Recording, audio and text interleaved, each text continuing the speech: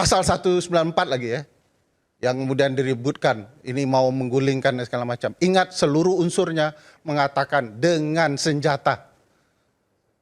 Sejak kapan mikrofon ini sebagai senjata? Bukan, pernyataan menggulingkan pemerintahan tanpa konstitusi. Baca aja 194, pasti semua dengan senjata itu.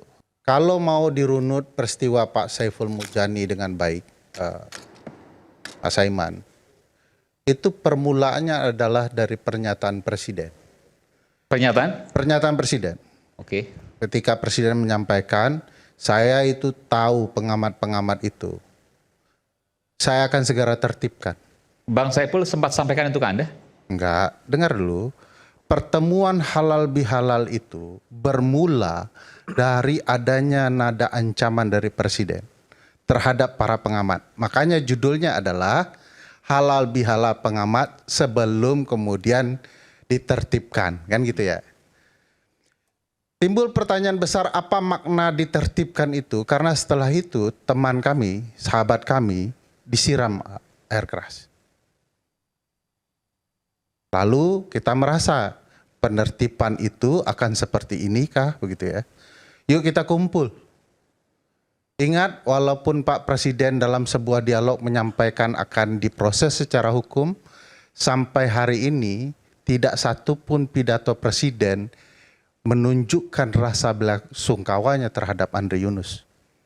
Tradisinya Presiden akan menempatkan dirinya untuk menjelaskan kepada seluruh aparat yang ada bahwa dia akan menegakkan proses hukum yang baik. Biasanya tradisinya begitu. Kalau ada kasus-kasus penting. Artinya kasus Andri tidak penting, ini ancaman bagi kami kemerdekaan masyarakat sipil dan kita berkumpul. Diskusinya bicara soal kondisi yang luar biasa. Soal BOP yang melanggar konstitusi, soal ART yang melanggar konstitusi, soal makanan bergizi beracun yang sudah meracuni orang, makanan bergizi gratis sudah meracuni orang dan lain-lain. Itu dibicarakan, ya. Dibicarakan untuk tujuannya menyampaikan kebaikan, ada rasa kekhawatiran. Makanya saya agak terkejut kalau ada alat negara kemudian menyiram air keras kepada warga negaranya sendiri. Tugas alat negara terutama militer adalah dalam bidang pertahanan, teritorial. Yang dilindungi adalah warga negara dari serangan luar. Itu prinsip konstitusionalnya. Sumpah prajurit adalah sumpah konstitusional. Tidak ada yang lebih tinggi daripada konstitusi. Ketika dia jadi presiden, dia bersumpah atas nama konstitusi. Ketika dia jadi prajurit, dia bersumpah isi konstitusi. Kalaulah orang yang bersumpah atas nama konstitusi itu malah memberikan rasa pertakut kepada warga negara sendiri, konstitusi kita, konstitusi yang terluka, tidak ada maknanya. Kertas doang. Besok pagi sobek-sobek konstitusi kita. Kalau kemudian hanya dibaca teks-teksnya tanpa implementasi. Pak Siman tahu enggak, dari perdebatan tadi, banyak pelanggaran konstitusional yang seolah-olah dibela.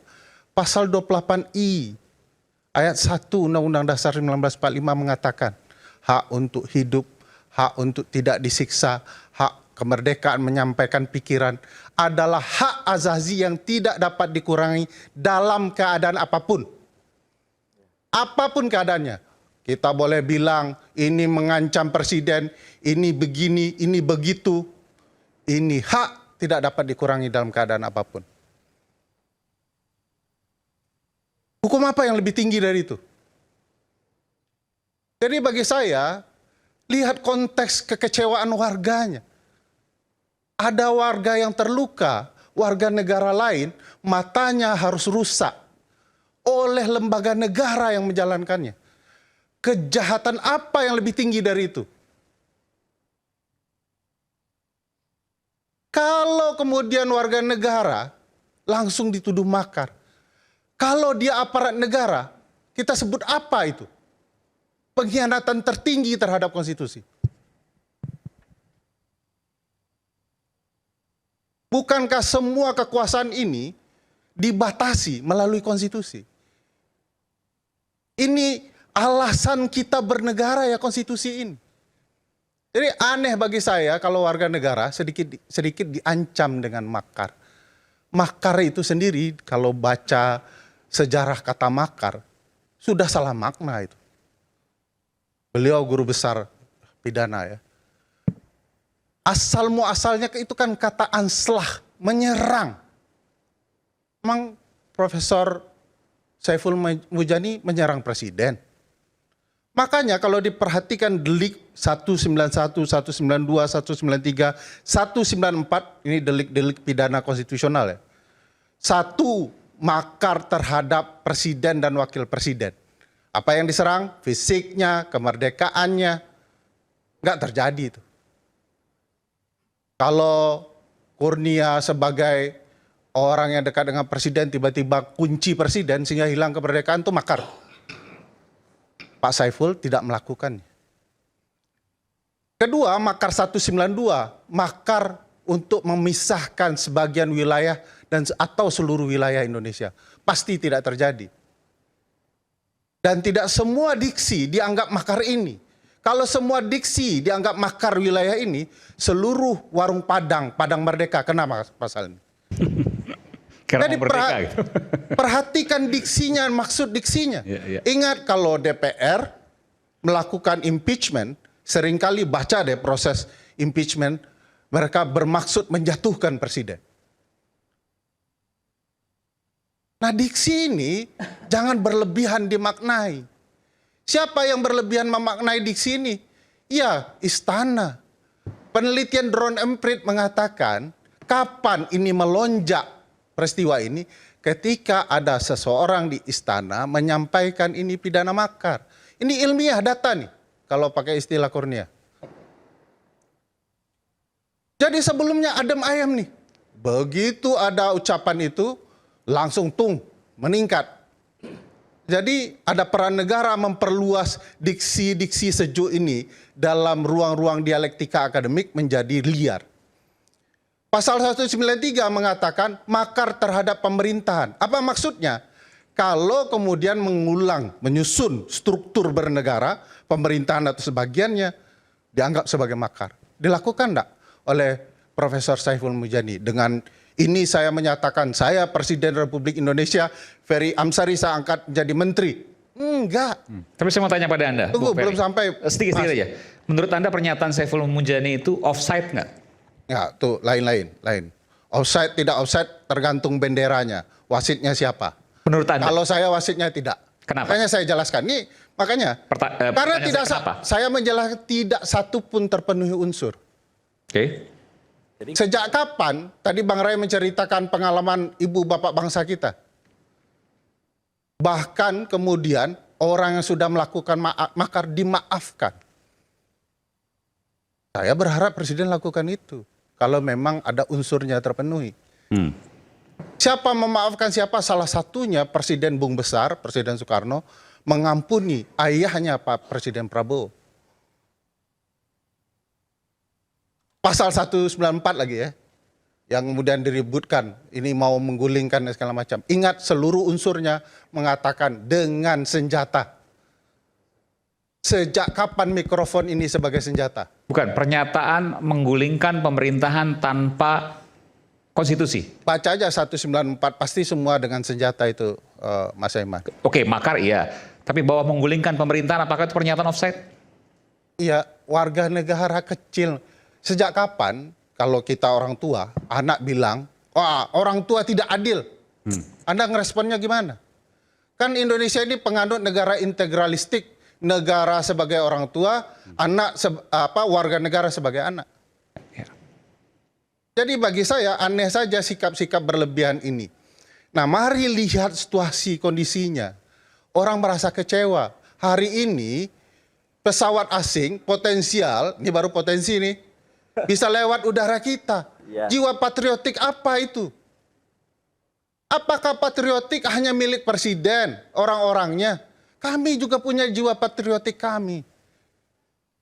Jadi aneh kalau kemudian jiwa patriotik itu milik ini, oleh karena ini warga negara mengancam negara. Nggak bisa begitu, kita sama-sama mencintai negara ini. Jadi bagi saya banyak hal yang kemudian perlu diperhatikan diksinya.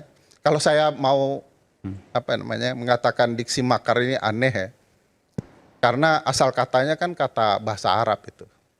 Kalau pakai ayat Al-Qur'an itu wa makarallah Wa makaru wa makarallah khairul makirin. wallahu khairul makirin. Wallahu khairul makirin, betul. Jadi sebaik-baiknya makar itu, Hafizul Quran ini luar biasa. sebaik-baik makar itu adalah Allah, bukan Saiful Mujani. Yang dihukum Saiful Mujani. Itu kata Al-Quran. Jadi bagi saya, semua ini punya konteksnya. Saya meyakini dalam pertemuan itu kalau yang nonton langsung, dengarkan peristiwa ini dari awal sampai akhir, gak ada itu upaya Prof. Saiful Mujani untuk melakukan tindakan anarkis berujung makar. Dia bicara soal kecintaannya kepada Republik.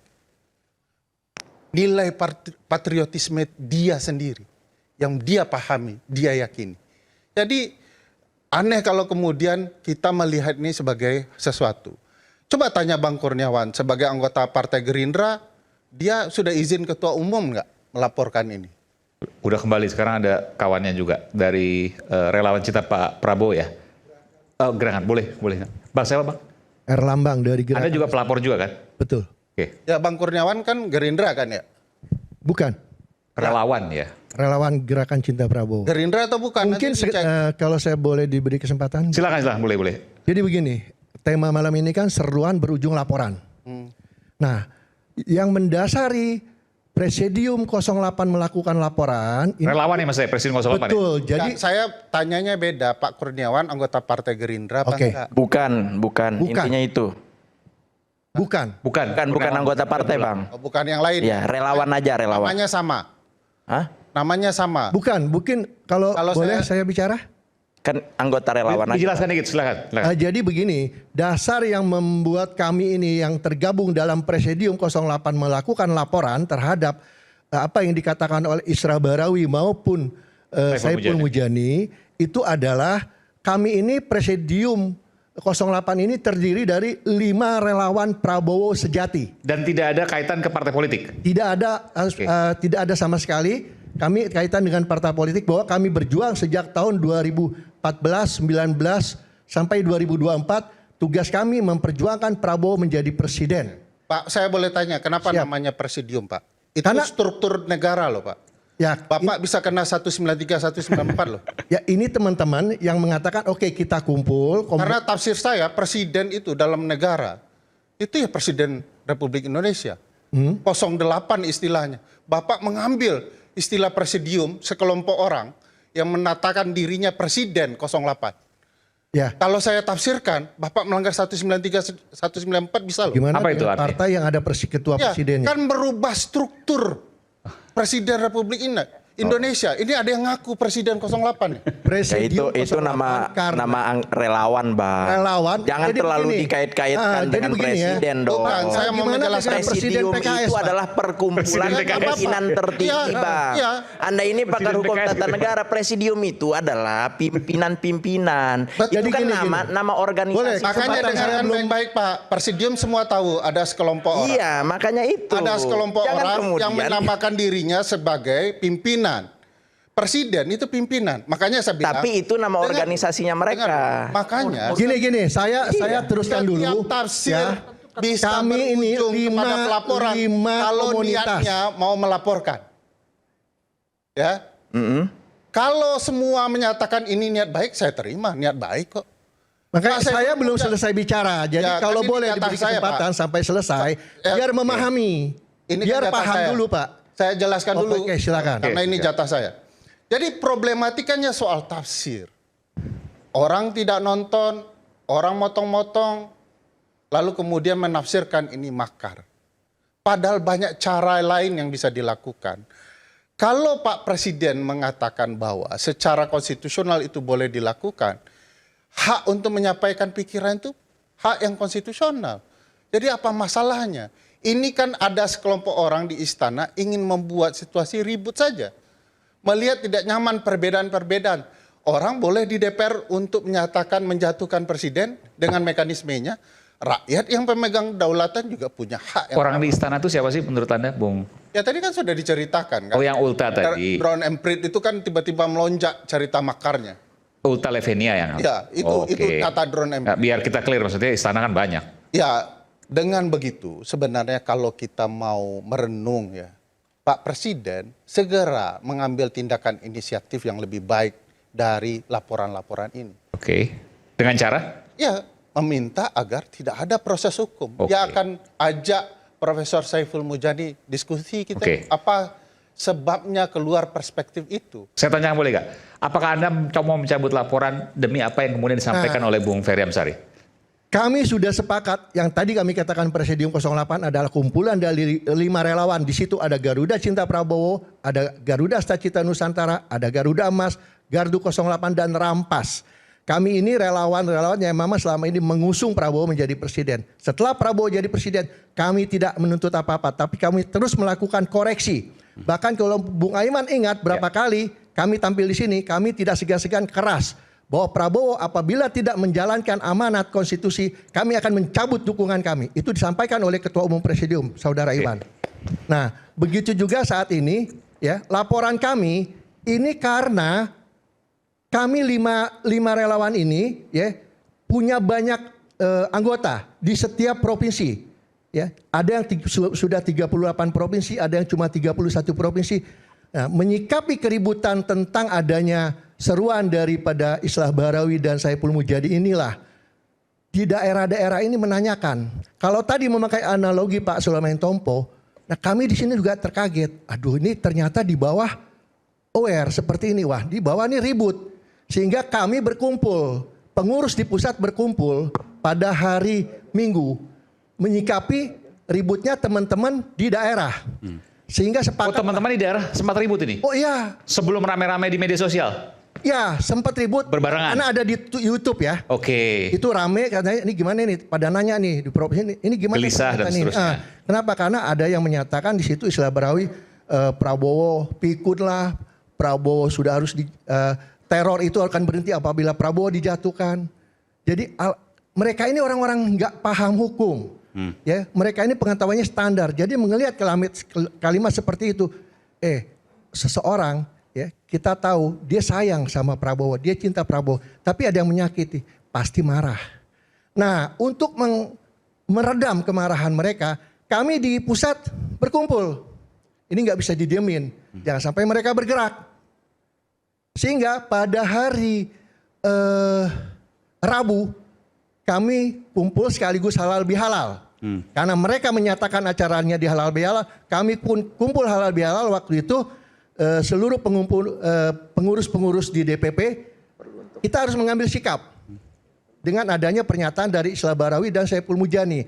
Sehingga pada waktu itu keluarlah pernyataan bersama, pernyataan sikap dari Presidium 08 yang ingin melaporkan karena ini permintaan juga dari seluruh anggota. Dari bawah, oke. Dari bawah. Tapi kita itu ada statement, kalau ternyata nanti Presiden kita Prabowo menyatakan cabut laporan, segera kita akan cabut.